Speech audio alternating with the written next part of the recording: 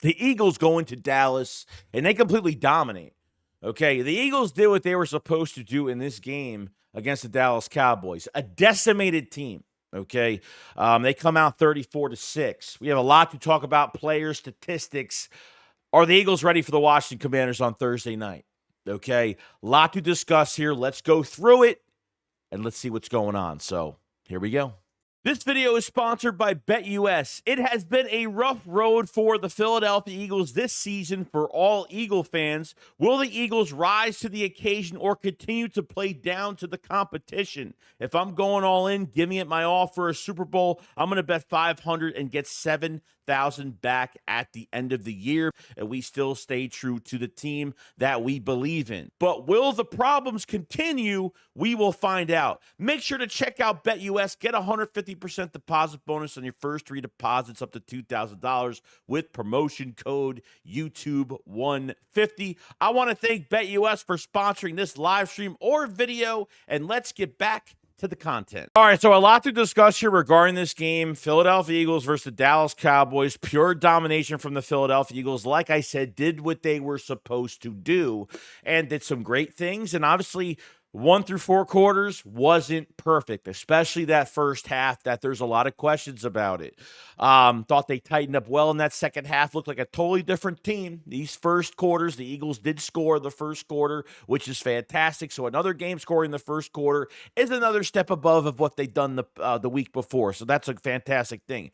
Jalen Hurts, okay, 14 for 20, 70% completion percentage, 258 yards, and 4 total touchdowns. He did fumble the football, and he did throw an interception in the end zone to Dallas Goedert, but Dallas Goedert had another touchdown today, which was great. Welcome back, Dallas Goedert. He was well needed. Seems like Calcaterra is really phased out of this offense, and Goedert really took over the show, which was great.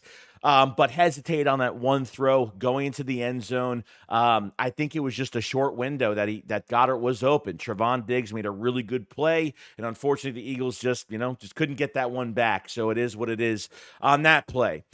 But first half was really rocky, really shaky. I felt like I don't know who was holding the playbook at that point because we have to ask these questions every single week. But, man, it was a very stale offense, a very vanilla, stale, as usual, scripted offense in the first half. I mean, I think he only ran the ball with Saquon Barkley 5-6 times in that first half. Obviously, we'll go into Saquon Barkley a little bit later, but Kenneth Gainwell took a lot of reps end of the second quarter as well because that's what the Eagles usually do with him. It was very stale. I really tried looking into the secondary, tried looking to see where are these receivers, where are the route concepts, the route combinations, like what was going on. And especially AT&T Stadium, a lot of teams have an issue with because the Eagles were facing that side. It makes sense. The Eagles start with the ball, obviously. They're facing that specific side, obviously. Not start with the ball, but, the light coming through the windows at AT&T Stadium. There was an issue because I felt like Hurts couldn't see a damn thing. I felt like when obviously as the game went on to the second half, when there was no light coming through, there was no sun coming through the windows of AT&T Stadium, I felt like his vision was a lot more clear and things were making more sense. I don't know. But then if you want to take that out of the equation, there was I felt like every play that I've seen, Hurts holding onto the ball, the protection was breaking down. And if the protection is breaking down so easily, you don't keep the momentum going with Hurts trying to hold onto the ball with these long route combinations that are taking too long to develop for Hurts to get the ball out of his hands. And if he is getting pressured, Hurts should, obviously roll out and get out of there or take the sack and protect the ball with 2 hands, which he got sacked, 5 times already? In that first half, he got sacked a lot, unnecessary. Obviously, some penalties on top of sacks. So really, there's this really bad combination right there. But I tried to look at, what Hurts was seeing on the field on top of not being able to see in general.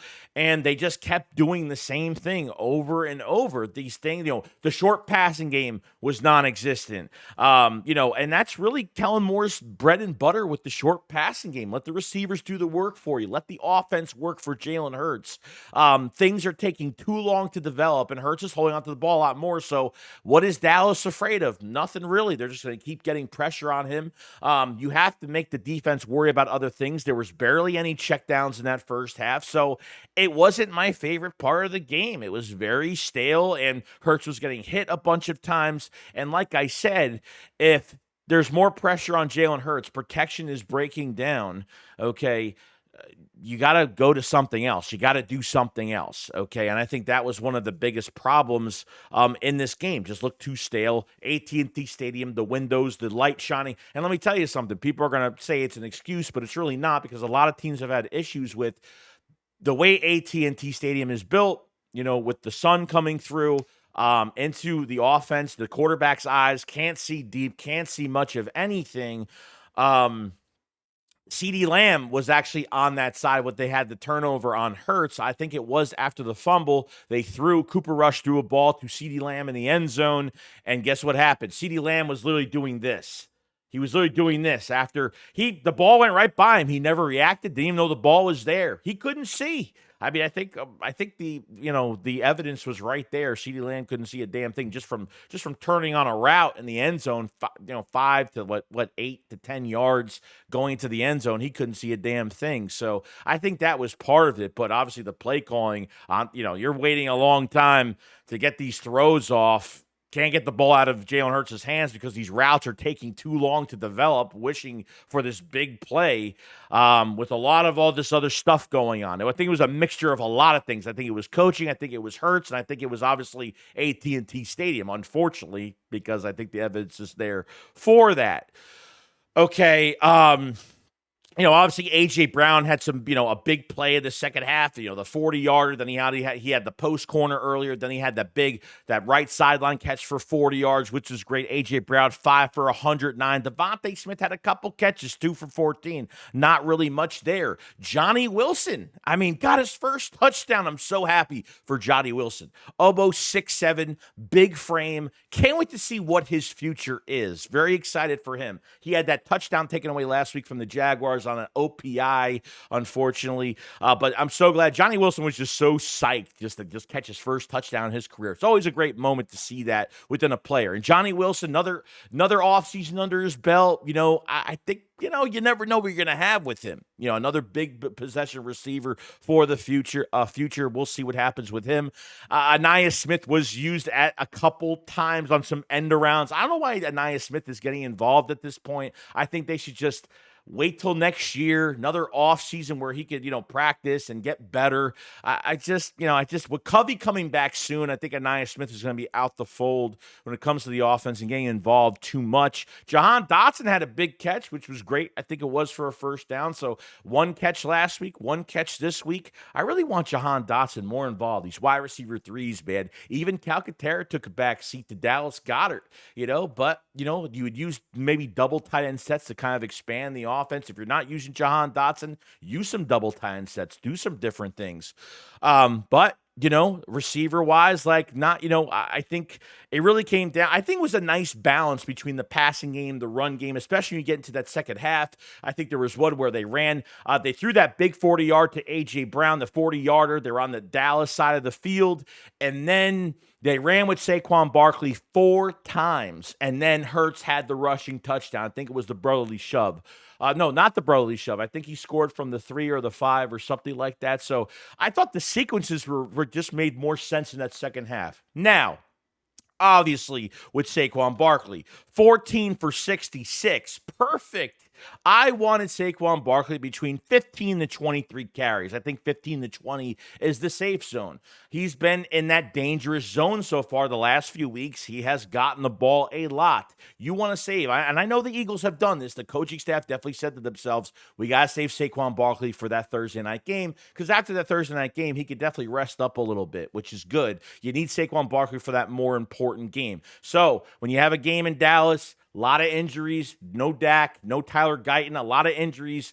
Micah Parsons was back, made somewhat of a comeback a little bit, not being out, being out 4 weeks. But, Saquon Barkley, I thought they handled him really well. I was already going into the Dallas game saying, I don't want to overuse Saquon Barkley. So for 14 for 66 is a really good number. Kenneth Gainwell, 7 for 30. I'm saying this over and over again, guys. Kenneth Gainwell's not good enough, man. Not good enough. Especially in that first half when he tried to pick up a blitz, he hit the guy, barely did anything to him, and Hurts got destroyed on that play. Okay. Miles Sanders was good at pass protection. I think DeAndre Swift was as well. He's not good at picking up blitzes. He's not a great blocker at all. Pick up blitzes or doing any of that. Okay, and he's an average runner. When there's a rhythm, you put Kenneth Gainwell in open space. I think he has some good vision there.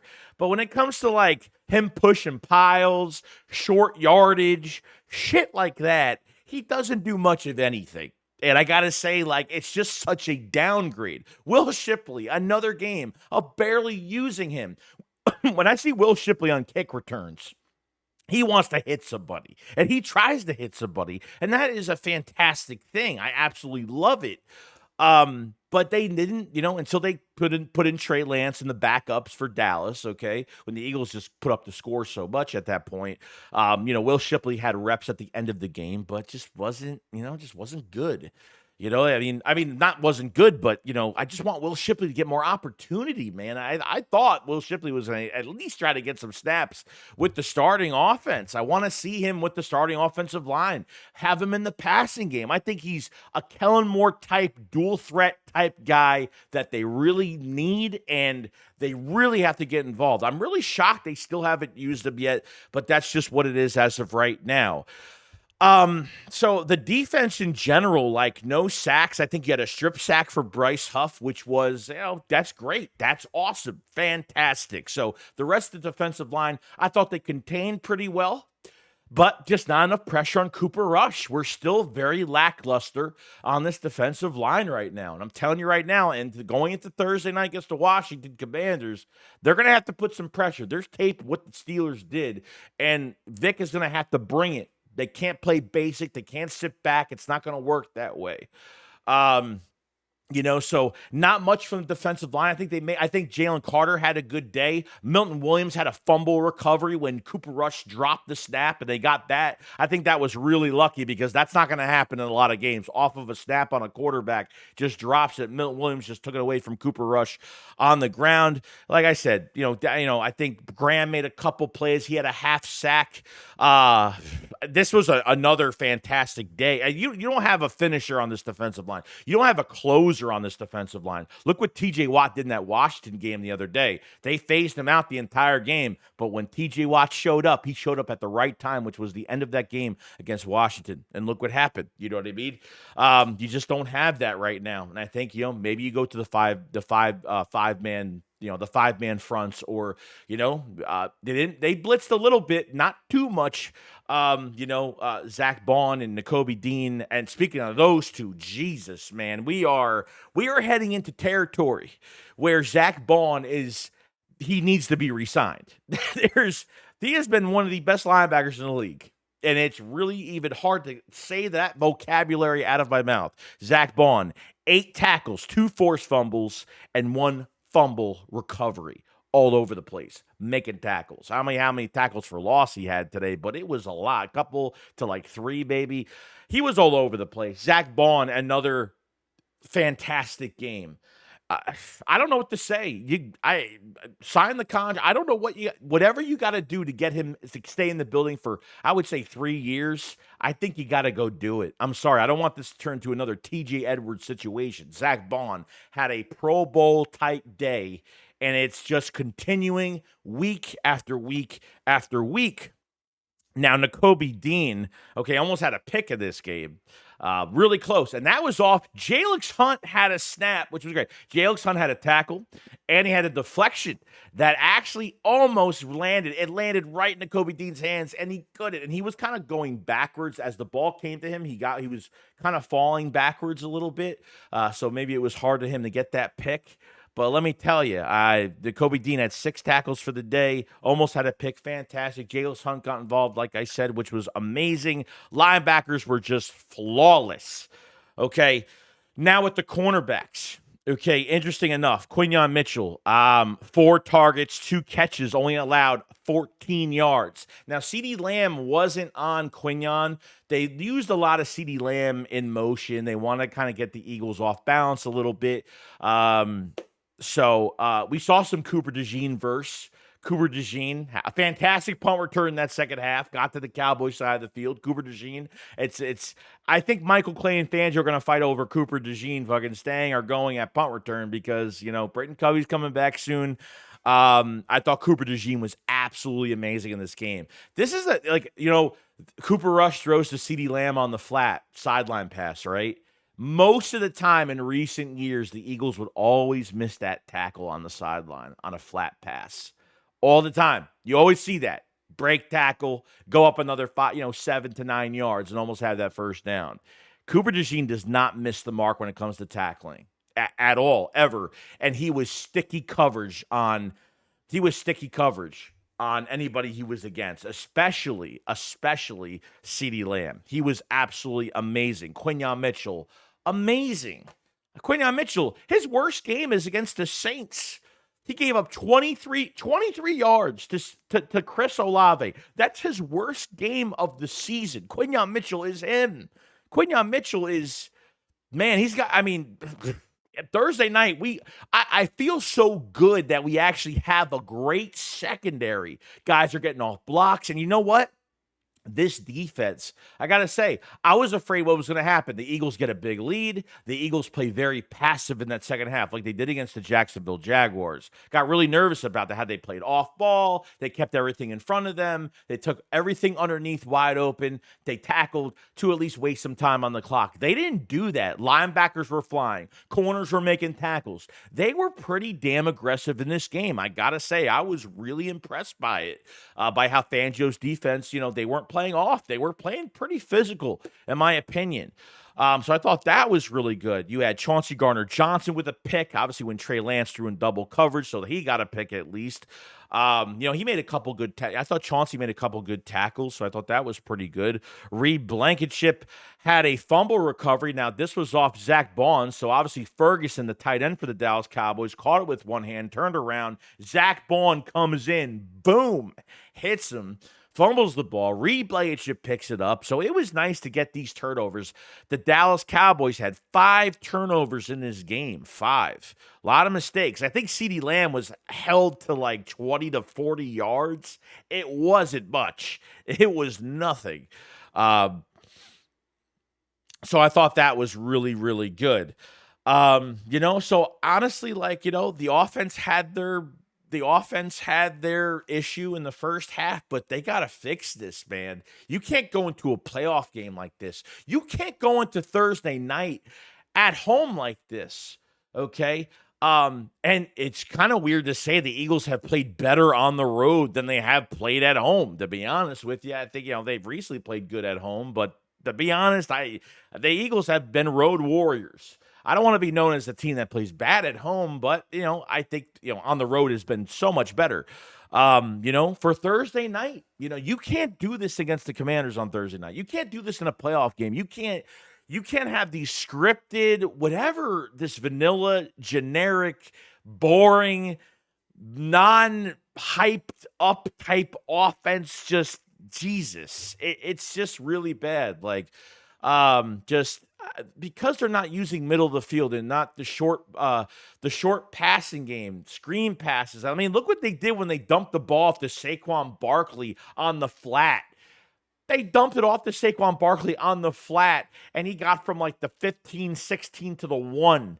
He made 2 Cowboy players literally run into each other, broke another tackle, and fell down at the 1-yard line. And that's when Dallas had a penalty. I forgot what the penalty was for the defense on that play, but that got us right in for a quick, easy score. I thought there were some really good sequences. Like I said going to the second half, I was like, let's see if the Eagles look like a totally different team in the second half. And they did. But it wasn't one of those games where they had to do that much because they take advantage of the Cowboys having the injuries that they had in this game. They could run the ball. Now, the one thing I'll say about the Dallas Cowboys, okay, their defense is ranked tied last in the league. okay, against the run. And offensively for the Cowboys, they don't run the football well. They're almost dead last in rushing, okay? And they actually were rushing the ball, and it was good. Cooper Rush, like, was starting to have a good game only because he was barely passing the ball. It was short passes, dink and dunk short passes, okay? Which that's what he should do if everything's open at times. I thought they opened. I thought they gave a little bit of cushion, but they were running the football well, and I was like, "What is going on here?" But I thought the defense tightened up nicely. So, like I said, that first half was just. Ugh, it just made me a little weird. I just don't like how like Nick is. I just seemed like Nick was crazy involved in that first half. I don't know because when I see a Kellen Moore play, it shows, and you see fucking results when you see it. So really no issue because 34-6, I mean, yeah, that's what they were supposed to do. And you wanted not that the Eagles play. I know us fans overlook. I overlooked this game. Okay. I was like, I want to get this game over and done with, on to Washington, be healthy for that game.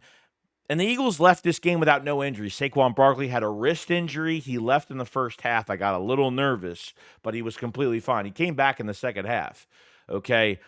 So glad Saquon is okay. And they said he was fine, that they were just taking, precaution. They weren't going to like throw him in there. And I thought they were going to sit him the rest of the game. I was like, okay, well, Shipley might get a chance, but he didn't. But Saquon came right back in. Not a big day from Devontae Smith. Big day from A.J. Brown.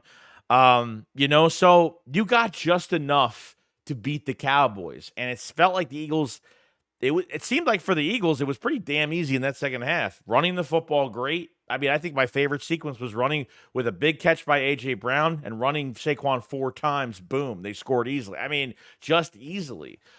Johnny Wilson. I mean, just getting other guys involved was nice to get Dawson involved on one catch. Johnny Wilson getting him an opportunity. I felt like they're really liking Johnny Wilson in red zone because he's got that frame. He's got that catch radius, which is fantastic. Dallas Goedert now being back and scored that touchdown.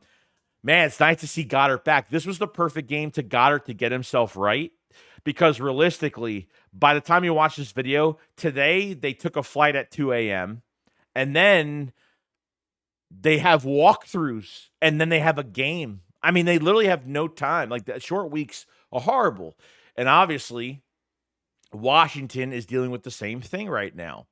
But the Eagles are home. The Eagles don't have to travel anywhere else, which is good. They stay home and that's it. But that's not enough time from now until Thursday. It's barely even practicing. They go through their walkthroughs, the mental part of everything. So Thursday is really, the Eagles are in the lead technically in the division right now. Division comes first. We'll see what happens on Thursday. I don't think the only thing that's making me nervous right now is that slow start in the first half. First quarter to the first half is where if they turn the ball over 2 fucking times like they did in this game, you ain't surviving. You ain't surviving Thursday. I don't care who they have or what's going on. You ain't surviving like that. So like I said, solid game, of course, wasn't perfect. I completely get it. And Hurts tightened up. Everybody did. I thought everybody was great. Fred Johnson, not bad. Offensive line gave up a little bit. There was a little issue there. And Kenny G, man, is another running back that's just, they need an upgrade, man. That's just not enough. As a number 2, it's just not enough. He's not worthy of a number 2. We'll see what happens with that. But Kellen Moore gets a little bit of revenge on the Dallas Cowboys, so that's a great thing, good thing. But other than that, guys, that's pretty much it. Let me know what you guys think about the Eagles versus Dallas, 34-6. Comment below what you thought about the game. Are the Eagles ready for Thursday night? Do you think the Eagles coaching staff kind of overlooked this game and want to do things specifically for these players to keep them healthy for that Thursday game? Because I definitely believe that with certain players, they didn't want to overly do it with some guys. And we'll see what happens. So we have like a day to even go over this game, and then I'm straight into going into Commanders mode. I think I'm really in Commanders mode tomorrow or today by the time you see this video. So that's where we're at right now. Leave a comment in the comment section below. I want to hear your thoughts on it. And definitely subscribe to the channel for more Eagles news every single day. We live stream every game, play-by-play reaction. Like the video. It helps the channel out tremendously. And that's it. I will see you guys on the next one. You guys enjoy your night. It's an Eagles win, but it's a short week. So let's celebrate for a day and get ready for the biggest game so far for the Philadelphia Eagles for the year. So let's get this. See you guys later. Shakes, what up? Follow slide. Peace out, guys. Peace.